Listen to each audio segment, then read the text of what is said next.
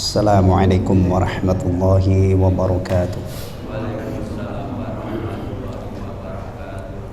Bismillahirrahmanirrahim.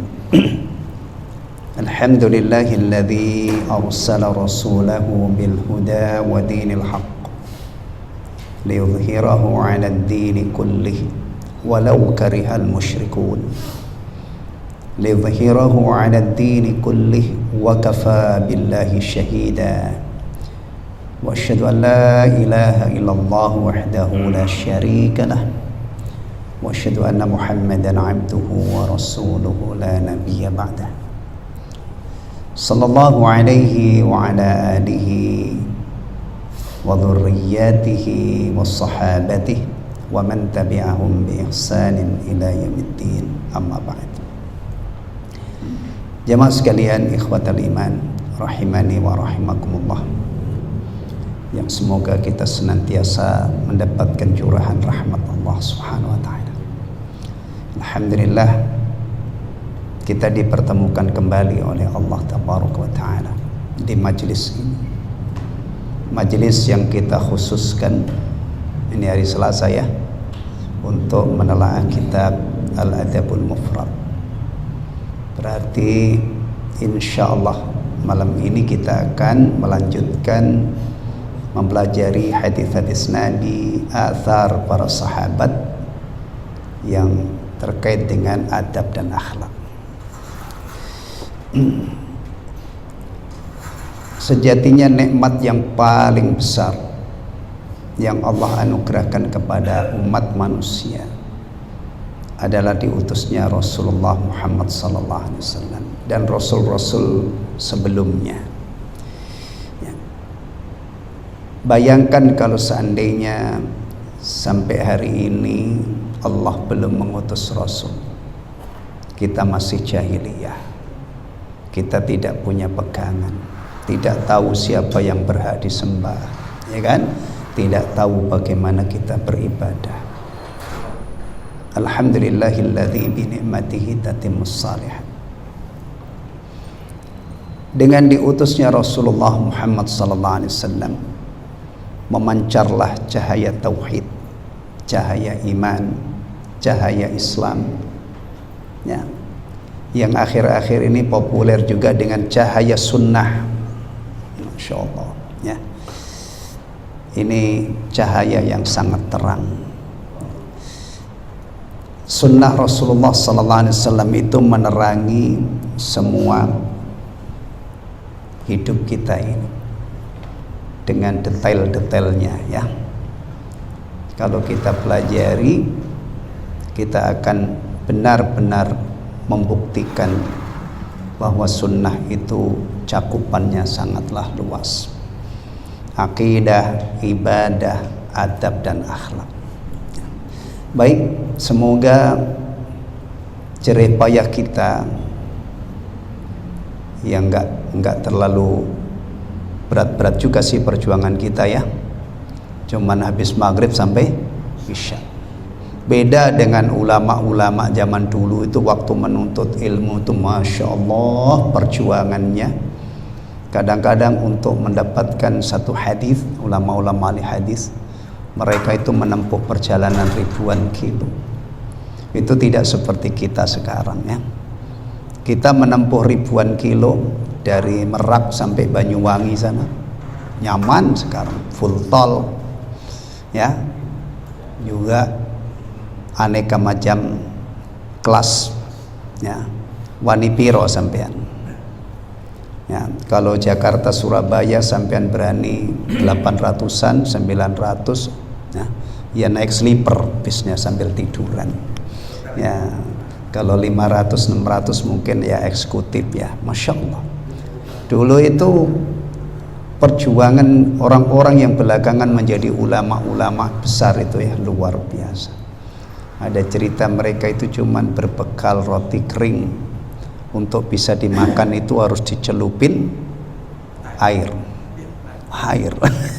Sementara kita kalau makan roti selainnya mau stroberi, mau coklat, mau kacang, Masya Allah.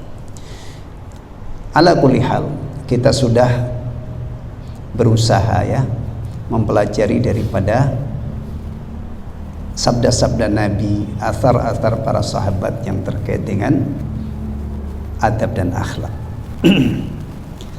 Di catatan saya terakhir itu kita sudah sampai hadis nomor 181.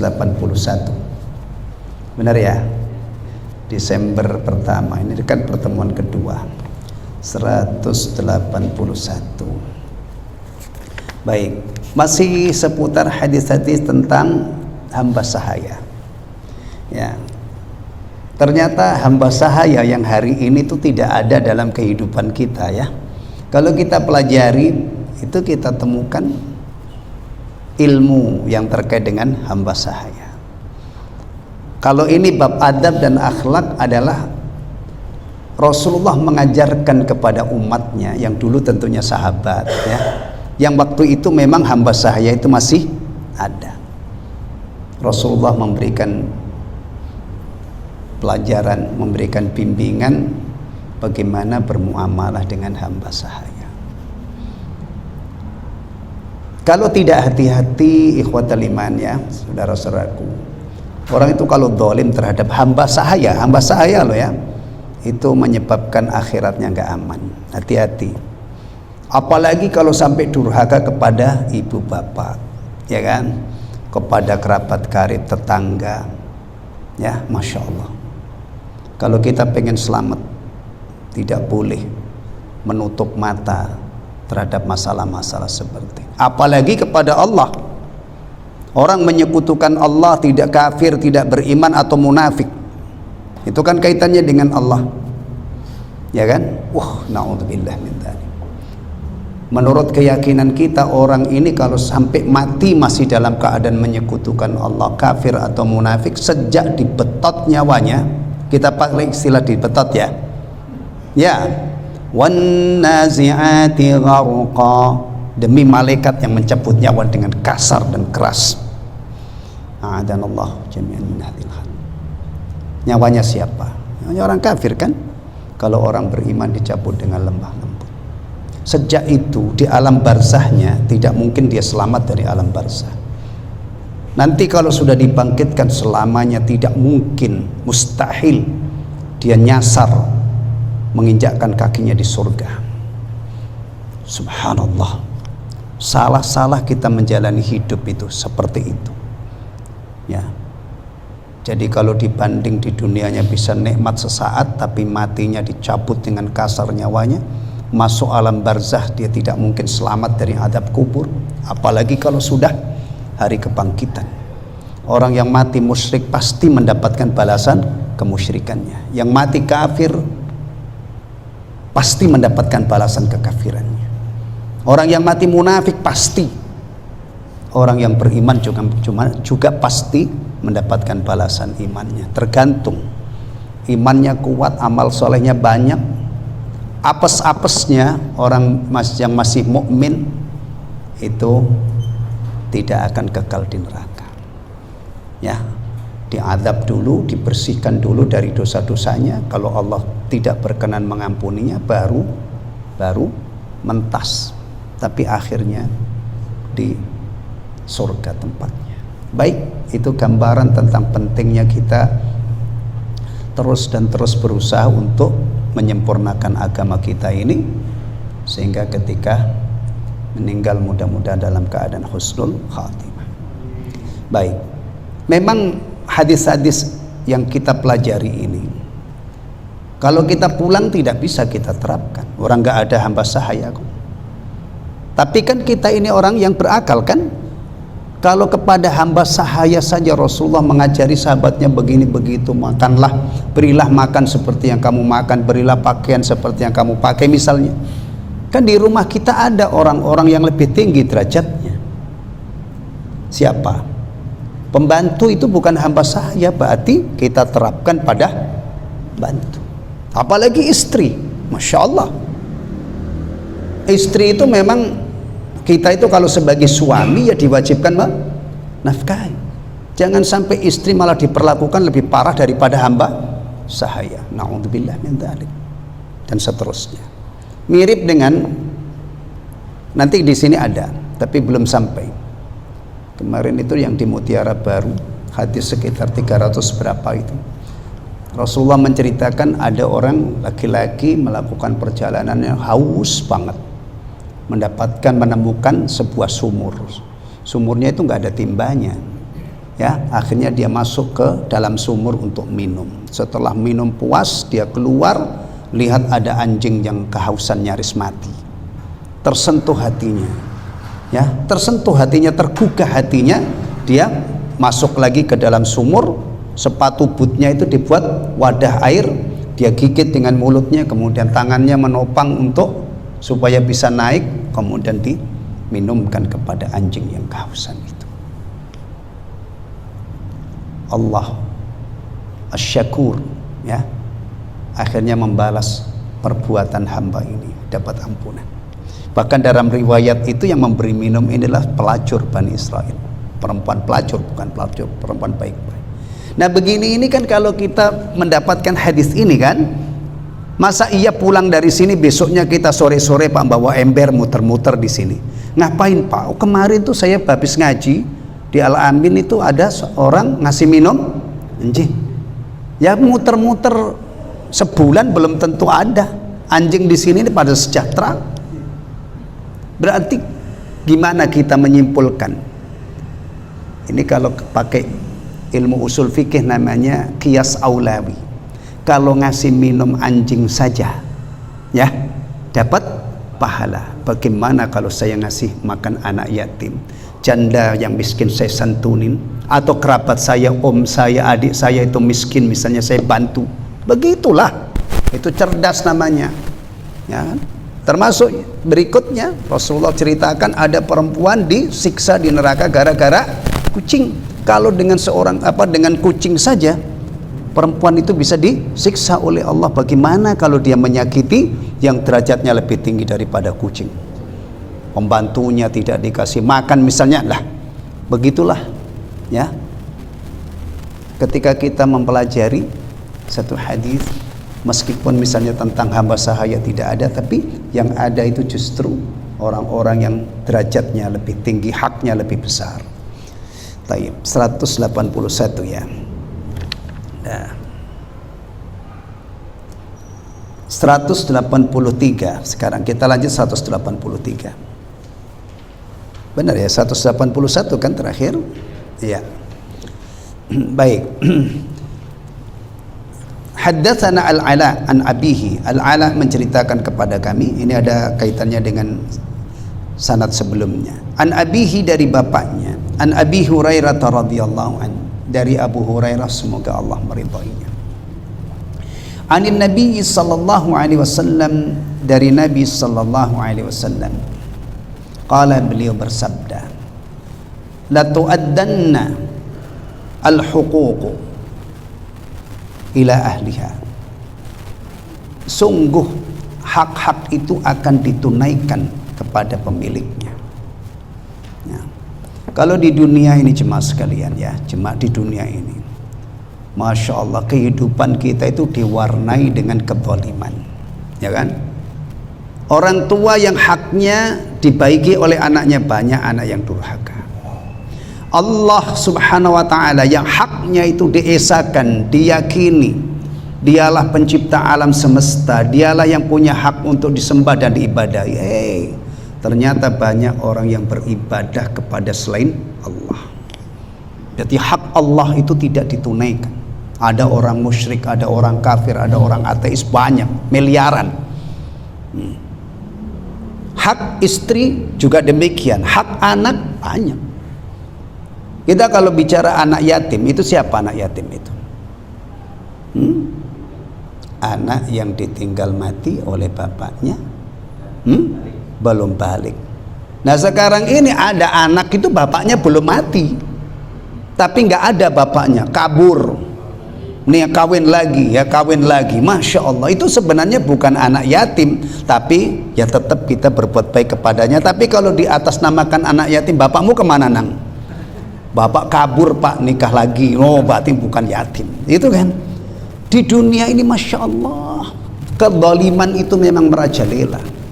Bahkan kadang-kadang orang yang tidak punya salah itu didolimi luar biasa. Orang beriman nggak punya salah dibantai, dieksekusi, itu pasaran banget, ya kan? Tapi nanti kata Rasulullah itu ad-dunnal huquq, di akhirat itu pasti ya hak-hak itu ditunaikan kepada pemilik, karena di mahkamah Allah itu pasti diadili, ya. Hatta yuqada lisyatil jamma' minasyatil qarna, sehingga akan diberlakukan qisas untuk kambing yang bertanduk, yang punya tanduk terhadap kambing yang tidak bertanduk terhadap kambing yang bertanduk. Di dunia kambing ya, itu kadang-kadang kambing itu nakal, mentang-mentang dia punya tanduk, dia nanduk sama temennya, itu nanti akan diadili oleh Allah. Di dunia manusia Masya Allah lebih variatif lagi. Kalau kambing itu kejahatannya paling nanduk, tapi manusia Masya Allah nah, macam-macam. Ini ikhwatal iman ya. Baik, ini ilmu istimewa. Ingat-ingat, kalau kambing saja berbuat aniaya terhadap temannya, nanti akan diadili oleh Allah. Bagaimana dengan kita? Tapi jangan salah paham ya, nanti setelah diadili dia masuk surga. Oh ngaco itu, masa ada kambing masuk surga? Kemudian yang dolim nanti dilemparkan ke neraka. Oh ngaco antum. Tidak sampai di surga, tidak sampai di neraka. Udah selesai. Nah, fikul hadis, kandungan hadisnya antum perhatikan. Wujubu adail huquqi ila ashabiha, kewajiban menunaikan hak kepada pemiliknya, kepada yang punya hak. Masya Allah ya. Perhatikan, kalau seandainya hak itu berupa sesuatu yang bisa dilihat, kita ini bergelantungan hak-hak yang harus kita tunaikan. Iya, kalau seandainya misalnya hak itu berupa sesuatu yang bisa dilihat, ada hak Allah, ya kan? Ada hak Rasulullah, ada hak Al-Quran, ya, dan seterusnya. Bahkan ada hak kita, diri kita. Ada hak kalau sudah punya istri kita punya orang tua ya, hak kedua orang tua kita. Kalau nanti berkembang hidup kita punya istri, kita mempunyai hak untuk menunaikan hak istri. Nanti kalau punya anak, punya cucu, punya buyut, kadang-kadang ada orang itu, siapa yang hadir di sini yang sudah punya cicit? Saya baru punya cucu. Nah, cucu kecil-kecil lagi. Siapa? Masya Allah banyak kan. Nah, belum lagi ini kita hidup di negara kita ini ada hak pemerintah. Apa hak rakyat kepada pemerintahnya? Berarti kewajiban rakyat kepada taat sepanjang tidak maksiat. Pemerintah juga punya hak untuk memenuhi hak kita sebagai rakyatnya dan seterusnya. Ya, apalagi kalau kita ini bos, Masya Allah ada hak karyawan, oh banyak. Baik. Nah inilah orang Islam itu, dia diajari dalam agamanya ini ya, hendaknya menunaikan hak-hak kepada yang punya hak. Ini nanti urusannya di akhirat. Kalau di dunia ini mah kadang-kadang ada orang dolim, gak ada yang peduli, galakan dia, tapi satu saat dia akan berdiri di hadapan Allah dan dihisab. Ya, orang itu kadang-kadang cukup hancur dia, misalnya zalim kepada keluarganya, ya, atau zalim kepada tetangganya ya. Dulu sudah kita lewati ketika bab berbuat jahat kepada tetangga, dilaporkan kepada Rasulullah seorang wanita yang ahli tahajud, ahli puasa sunnah, wali Masya Allah sedekah, tapi dia jahat dengan tetangganya dengan lidahnya. Kalau ngomong itu nyakitin tetangganya. Kata Rasulullah, nggak ada baiknya dia neraka. Ini ikhwatal iman ya, mudah-mudahan hasil kita belajar ini ya, kita faham bahwa masa depan kita itu sangat terkait dengan hablum minallah dan hablum minan nas. Kalau kita ihsan kepada Allah maksimal, ihsan kepada manusia maksimal, kita meninggal membawa itu, insya Allah mudah-mudahan ini menjadi penyebab nanti kita sejahtera di alam kubur kita, dan lebih-lebih lagi nanti kalau sudah Allah hisab, Allah timbang amal kita dan Allah beri balasan. Ya, jangan pernah menganggap remeh masalah ini. Termasuk dolim itu kita ngomongin aib saudara sama muslim yang dikenal dengan apa? Ghibah. Orang menyebut sesuatu yang tidak disukai oleh saudaranya tentang fisiknya misalnya, ya. Aisyah Ummul Mukminin radhiyallahu anha. Kalau saya sebutkan Aisyah Ummul Mukminin itu bukan sembarang Aisyah. Aisyah yang istimewa, karena kalau disebut Ummul Mukminin itu adalah istri Rasulullah sallallahu alaihi wasallam. Kalau Aisyah istri kiai tidak mungkin disebut Ummul Mukminin. Bunyai ya, bunyai, tapi bukan Ummul Mukminin. Ini Aisyah Ummul Mukminin. Cerita. Nah, saya mengatakan kepada Nabi, qultu lin Nabi sallallahu alaihi wasallam, yakfika min Safiyah kada wa kada. Ya Rasulullah, cukuplah bagi kamu itu Safiyah itu begini-begini. Safiyah itu madunya Aisyah, Safiyah binti Huyai radhiyallahu anha, Ummul Mukminin. Ya. Menurut sebagian rawi ya, Aisyah itu mengucapkan Safiyah itu pendek, sifat fisik kan pendek. Wanita itu kalau pendek itu dikatakan pendek, ini sifat positif apa sifat kurang baik?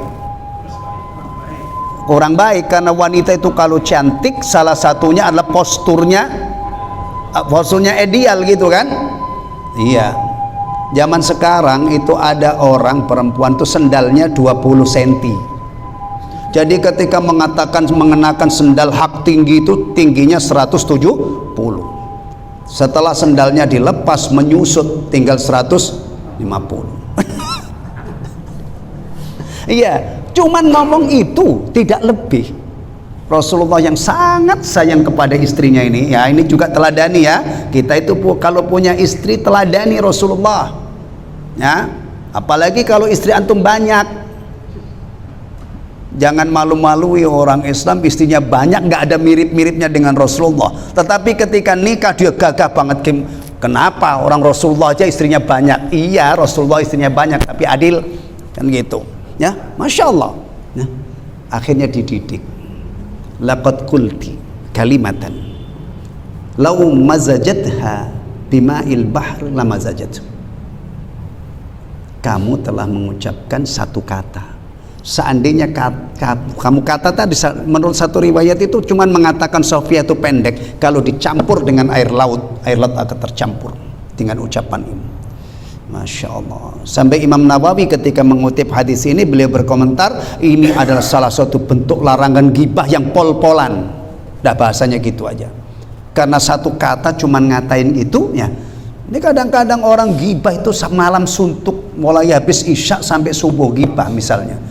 Ngopinya aja nambah berapa gelas itu, melek matanya ghibah. Na'udzubillah min dzalik. Ya masya Allah, itu gambarannya ya. Jangan, apalagi kalau sudah lebih dari itu, sudah melukai orang, ngambil harta orang, ya Allah, itu nanti kalau pulang ke kampung halamannya menghadap Allah gimana? Ya, baik. Ats-tsani yaqtadi 'adlullah 'azza wa jalla an la yamurra syai'un fil hayatid dunya duna iqab aw thawab alaihi fil akhirah. Keadilan Allah Azza wa Jalla itu berkonsekuensi bahwa tidak ada sesuatu pun yang di dunia ini, sesuatu pun di kehidupan dunia ini berakhir tanpa ada iqab, tanpa ada balasan, ganjaran. Ya, hati-hati, kita ini dikasih kesempatan hidup oleh Allah Subhanahu wa taala. Nanti di akhirat kita itu akan dihisab, imma azab wa imma thawab. Dah, nggak mungkin kita lolos dari itu karena kita manusia. Beda dengan kambing, selesai dihisab, selesai dikisah, selesai. Beda dengan binatang ternak yang jauh lebih gede dari kita, itu nggak ada urusan surga, dan maka kita ini statusnya mukallaf. Berawal dari firman Allah, wa ma khalaqtul jinna wal insa illa liya'budun. Hikmah Allah menciptakan jin dan manusia itu supaya ibadah. Nah, ibadah itu bukan semau-mau kita. Allah utus Rasul, Allah turunkan kitab, kita mengikuti petunjuk dan bimbingan para Rasul yang diutus itu. Nanti dikalkulasi. Nah, tayyib. Kemudian berikutnya, hatta walau kana dzalimu hayawanan ghairu mukallaf. Meskipun yang berbuat zalim itu hewan yang tidak mukallaf. Ini tadi Rasulullah mengkabarkan kambing nanti akan diberlakukan kisas. Kambing yang dulu ditanduk oleh temannya, yang dia tidak punya tanduk ya, maka nanti akan dikisas, dikasih kesempatan untuk membalas. Al-qisasu minal qurana li jamna' laisa min qisasit taklif. Qisas yang akan diberlakukan ya dari kambing yang tidak bertanduk terhadap kambing yang bertanduk itu bukan qisas taklif, bukan ya. Tapi bal huwa qisasun muqabalah. Ini adalah qisas sebagai balasan. Setelah itu selesai. Ya. Maka sebagian ulama menafsirkan firman Allah, kenapa sih orang kafir itu nanti itu menyesalnya itu naudzubillah sampai menyatakan ya laitani kuntu turaba. Duhai sekiranya saya ini jadi tanah saja. Ya. Itu sebagian ulama ada kaitannya dengan ini. Ketika mereka melihat setelah Allah menegakkan keadilan di dunia, hewan kemudian dijadikan tanah, mereka mimpi kepingin seperti itu. Tapi kan manusia tidak mungkin berakhir menjadi tanah. Manusia itu berakhir imma di jannah wa imma finnar. Udah. Makanya tolong ikhwatal iman ya, sesibuk-sibuk kita jangan lupa mati, jangan lupa akhirat, sesibuk-sibuk kita ya. Ibarat kita itu menjalani hidup yang masya Allah kayak apa namanya, kayak kipas angin muter terus. Tolong luangkan waktu untuk tetap sholat, tetap Jumatan, kecuali kalau kita ada udzur, puasa kalau tidak ada udzur syar'i, karena satu saat itu semua akan dihisab ya. Nih kalau kambing mah selesai. Maka dulu itu kalau sahabat itu kalau lagi muncak rasa takutnya ya, lagi memuncak mikirkan akhirat, padahal apa namanya, kadang-kadang yang masih gelisah, yang masih khawatir itu yang sudah dijamin masuk surga. Makanya kita ini nggak ada yang pantas mendapatkan jaminan masuk surga, karena hidup kita ini ya begini ini. Sahabat itu Utsman bin Affan radhiyallahu anhu itu disebutkan kalau beliau ziarah kubur itu air matanya tumpah nggak terbendung ya. Atau riwayat yang lain mengatakan satu saat Utsman itu disalami oleh Umar bin Khattab sampai nggak ngeh Umar lewat segede itu. Kalau ada mengatakan memang bapak ngelihat Umar kok mengatakan segede itu, saya membaca Umar itu kalau naik kudanya nyeret kakinya, tinggi besar orangnya. Umar itu kalau saya bikin apa namanya itu, kalau sekarang naik motor Matic Beat itu yang nggak bisa jalan, motornya harus motor-motor yang tinggi itu mungkin ya. Itu sampai nggak ngeh. Akhirnya Umar cerita kepada Abu Bakar radhiyallahu anhu, aneh ya, saya tadi melewati Utsman, saya salami kok nggak jawab. Kalau ada orang muslim disalami nggak jawab itu sebenarnya sudah masalah banget. Karena normalnya orang muslim disalami itu jawabnya semangat banget, jawabannya lebih bagus daripada yang dia terima. Itu baru normal. Muslim ketemu muslim pada masya Allah mukanya berseri-seri, assalamualaikum, salam, gimana kabarnya mang? Hah, mas? Kalau di Sunda ini biasanya mang ya, nah, mamang gitu ya. Nah kalau atau pak, mbah dan gitu. Nah, ini saya salami kok enggak jawab. Akhirnya Abu Bakar dengan Umar radhiyallahu balik menemui Utsman. Ya. Tadi Umar kata Abu Bakar yang ngomong, Umar nyalami kamu kok nggak kamu jawab? Demi Allah saya tidak tahu. Bayangin Utsman bin Affan itu Umar bin Khattab lewat dia nyalami beliau tidak tahu, nggak ngeh. Dan Abu Bakar tahu betul ini Utsman ini jujur, maka beliau mengatakan shadaqa Utsman, Utsman ini jujur. Berarti dia itu sedang memikirkan sesuatu yang sangat membuat dia cemas, beliau cemas dan gelisah. Akhirnya dia tanya, apa yang membuat kamu gelisah itu? Ternyata Rasulullah wafat, saya belum bertanya tentang masalah keselamatan, kunci keselamatan. Abu Bakar menyatakan saya sudah tanya kepada Rasulullah dan sudah dijelaskan. Utsman mengatakan kamu memang berhak mendapatkan itu, coba jelaskan. Akhirnya Abu Bakar menceritakan Rasulullah bersabda, barang siapa yang menerima kalimat yang aku tawarkan kepada pamanku namun dia menolak, maka dia selamat. Kalimat apa itu? La ilaha illallah. Jadi kalau kita bicara keselamatan akhirat itu kuncinya ini. Orang sebaik apapun kalau dia mati dalam keadaan tidak meyakini la ilaha illallah, kalau dalam agama kita ini plus Muhammadur Rasulullah ya, tidak mungkin dia bahagia, tidak mungkin dia selamat ya, Jadi kita tidak mungkin seperti hayawan. Sekarang status kita mukallaf, dibebani kalau kita muslim ini ya, sholat 5 waktu, bayar zakat, puasa, haji dan yang lainnya banyak perintah-perintah Allah. Di sisi yang lain ada larangan-larangan. Nanti ini kesempatan kita untuk menghamba, mengabdi kepada Allah. Satu saat kita ada di hadapan Allah dan dihisab ya. Maka sering ada ungkapan begini tentang dunia dan akhirat. Ad-dunya mazra'atul akhirah. Dunia itu tempat bercocok tanam untuk akhirat. Nanamnya sekarang, harapannya panennya nanti. Ada juga yang ungkapannya begini, al-an amalun bila hisab wa ghadan hisabun bila amal. Sekarang ini yang ada itu baru kesempatan beramal, belum ada hisab.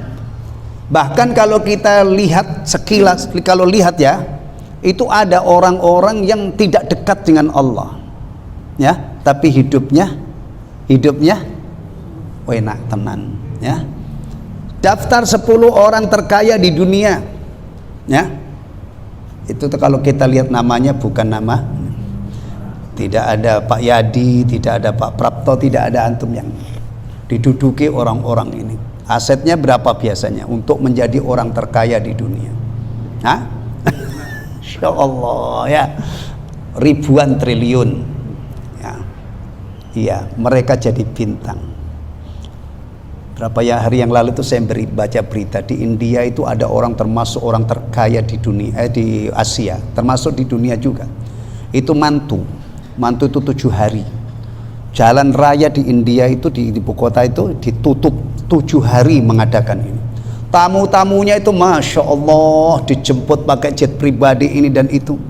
Antum tahu kadonya? Hah? Kadonya kalau orang ini kado itu kan paling kadang-kadang apa biasanya rice cooker gitu ya. Iya. Bed cover gitu ya. Masya Allah itu kadonya. Ada yang ngasih kado itu Rolls Royce. Itu dibanding dengan kado-kado yang lain itu masih paling murah. Pak Yadi, Rolls Royce itu berapa Pak ya? Di bengkel antum pernah ada nggak pasien Rolls Royce? Masya Allah, saya bayanginnya orang sampai begini ya. Berarti orang kaya itu kita aja ya, misalnya ngadu apalah gitu, mungkin ngadu motor matic aja itu sudah ini banget kan, atau mau sepeda listrik gitu ya, motor itu kadonya yang paling murah itu di antara undangan-undangan yang lain itu ngasih kado Rolls Royce ya. Itu katanya di berita itu paling murah karena yang lain itu Masya Allah kadonya ya itulah ya. Nah ini hati-hati ya, orang-orang yang tidak paham kehidupan itu kalau melihat begini, waduh enak tenan, nanti dulu itu baru 1 episode ya. Enak tenan iya, di satu sisi duitnya banyak tapi tidak dapat hidayah, tidak ada iman, tidak percaya la ilaha illallah, tidak percaya Muhammad Rasulullah, tidak percaya Al-Quran itu. Dia tidak punya tabungan istighfar, tasbih, tahmid, itu gak punya dia sama sekali, gak kenal itu. Sementara orang Islam itu kadang-kadang miskinnya Masya Allah ya, tapi dia punya tabungan akhiratnya, imannya ya kan, ibadahnya. Ibadah itu ada yang tidak memerlukan uang, namanya ibadah qauliyah. Ya paling memerlukan uang itu untuk sarapan supaya kita punya tenaga aja, tapi kan irit ya. Masya Allah. Baik, jadi siap-siap ya, kalau kambing dihisab, dikisas, selesai. Kalau kita dihisab, ditimbang, diberi balasan, disediai tempat surga atau neraka, siap-siap. Baik. Berikutnya,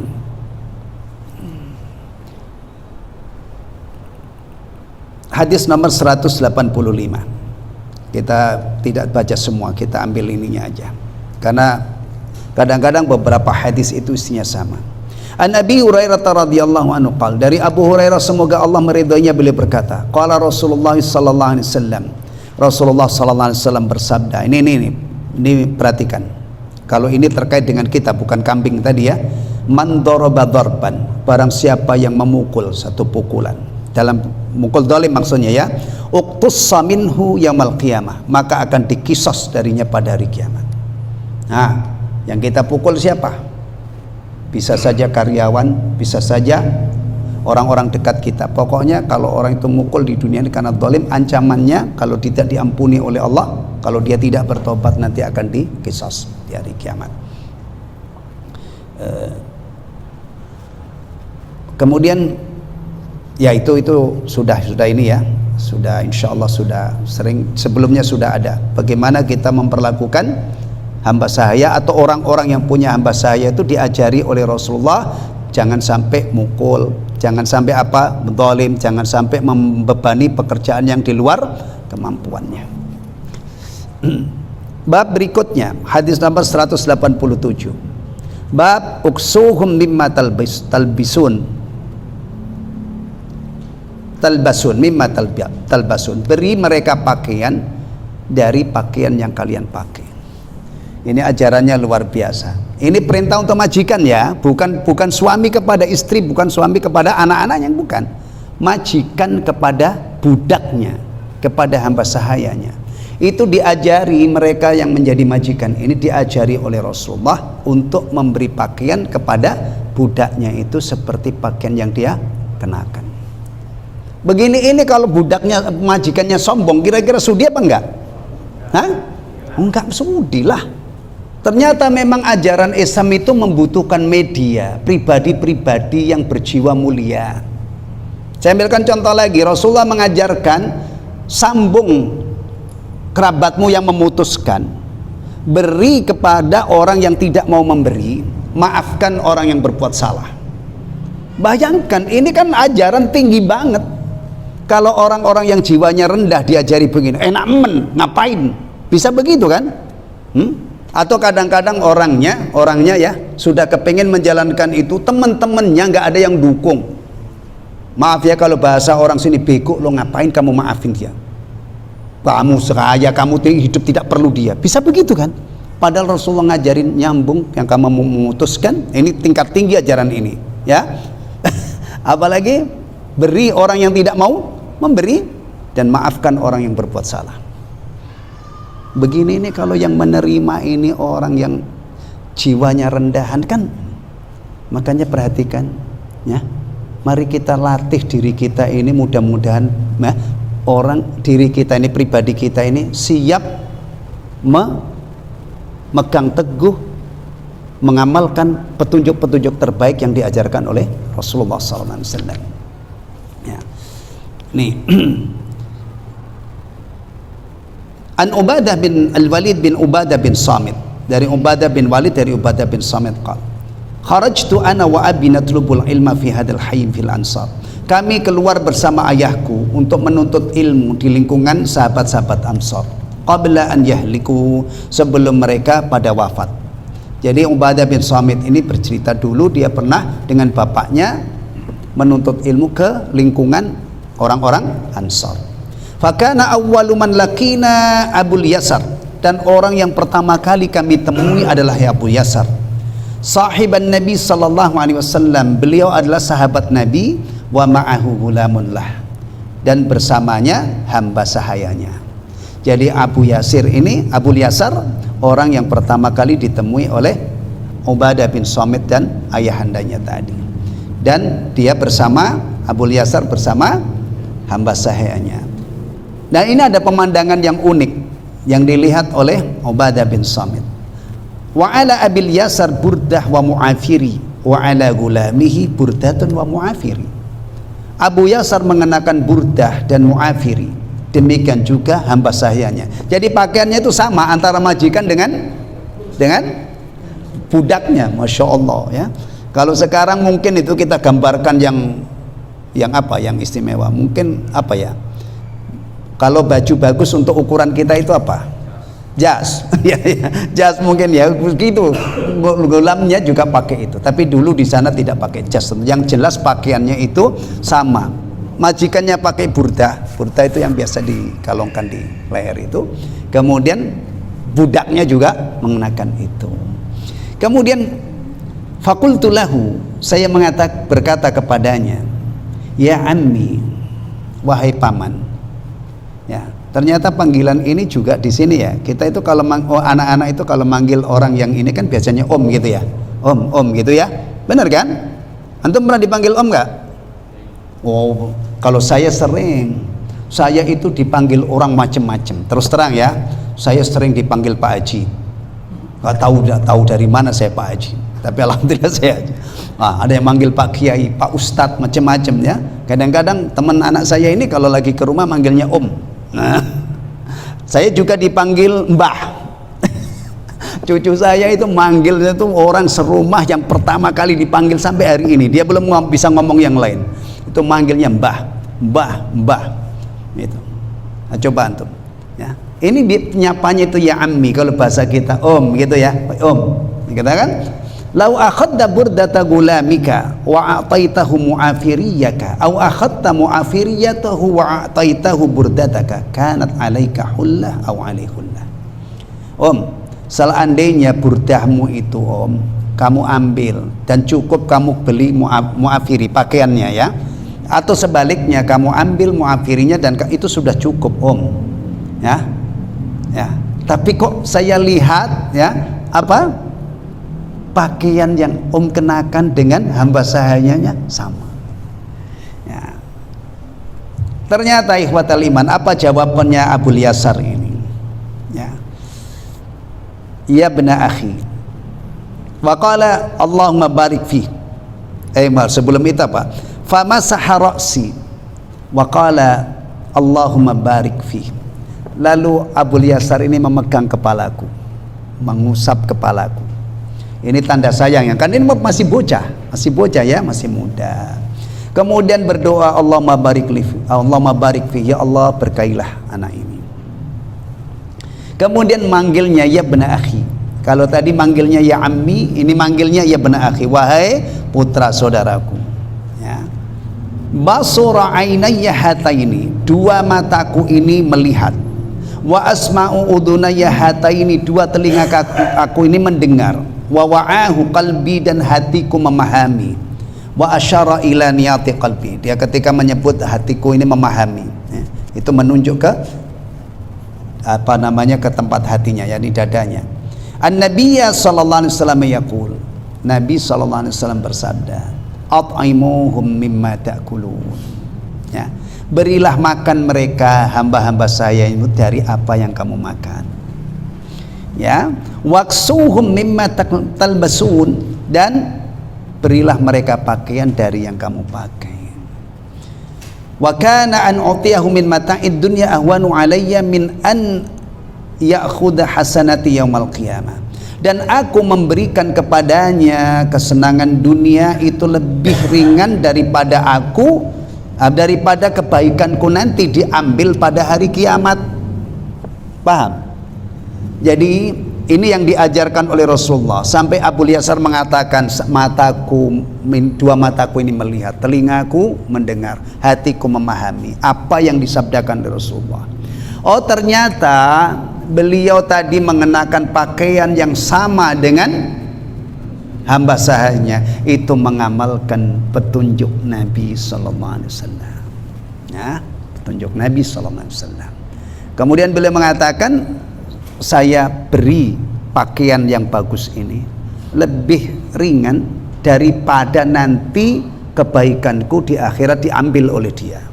Kalau saya seandainya zalim kepada dia, itu kebaikan saya bisa diambil olehnya. Mendingan saya berikan pakaian bagus dengan harapan saya tidak berbuat zalim, sehingga kebaikanku tidak diambil olehnya. Ya. Ini sering Rasulullah tuh satu saat pernah bertanya di hadapan sahabat-sahabatnya, ya, tahukah kalian siapa orang yang pailit itu, orang yang bangkrut? Tentunya pertanyaannya pakai bahasa Arab ya, ini saya ceritakan pakai bahasa Indonesia. Aslinya atadruna mal muflis, tahukah kamu siapa orang yang bangkrut, pailit? Kalau kita ditanya, Pak, satu-satu saya tanya, menurut jenengan orang yang pailit itu gimana? Pasti jawabannya sama. Semua pasti menjawab dengan berbagai macam bahasa, yang Sunda, yang Jawa, yang lain. Tadinya kaya raya, udah tidak punya apa-apa. Itu benar. Tapi yang dimaksud oleh Rasulullah bukan pailit ini. Akhirnya diceritakan orang yang bangkrut dari umatku adalah orang yang sholat, zakat, puasa, tapi dia itu berbuat zalim banyak kepada orang, nyaci maki ini, memukul ini, mengambil harta ini, menfitnah ini. Kaitannya dengan sama diadili oleh Allah. Nah, nih pasti orang-orang yang kita zalim itu nanti berurusan dengan kita, nggak mungkin enggak. Nah, bangkrutnya itu dijelaskan oleh Rasulullah. Kebaikannya orang ini diberikan kepada yang dizalimi. Habis urusannya belum selesai, masih ngantri panjang mungkin gitu ya. Akhirnya keburukan orang yang dianiaya itu ditimpakan kepada dia, faquri hafinnar. Udah sholat, zakat, mungkin juga haji ya kan, tapi akhirnya ludes gara-gara waktu hidupnya di dunia dia jahat dan banyak berbuat zalim kepada sesama manusia. Maka di sini tadi seorang sahabat ini mengatakan, mendingan saya kasih baju bagus daripada nanti saya kebaikanku di. Kita bisa nggak kalau misalnya ada orang yang dolimin kita itu, kita kasih hadiah? Sanggup nggak? Nggak sanggup ya. Kita itu kalau dilaporin orang, Pak jenengan itu diomongin tekmek, kalau orang Jawa bilang itu ngetekmek, itu mengerti ya? Masya Allah, ini udah habis-habisan. Itu rata-rata kita mangkel. Jarang kalau kita itu misalnya, oh gitu ya, tunggu sebentar ya. Kemudian dikasih sembako dikirimin, nih kasih ini, saya kasih hadiah. Kenapa? Mendingan saya ngasih hadiah dia daripada kebaikan saya nanti di kan dia sudah mau mentransfer kebaikan dia, ya kan? Itu ada yang pernah segitu.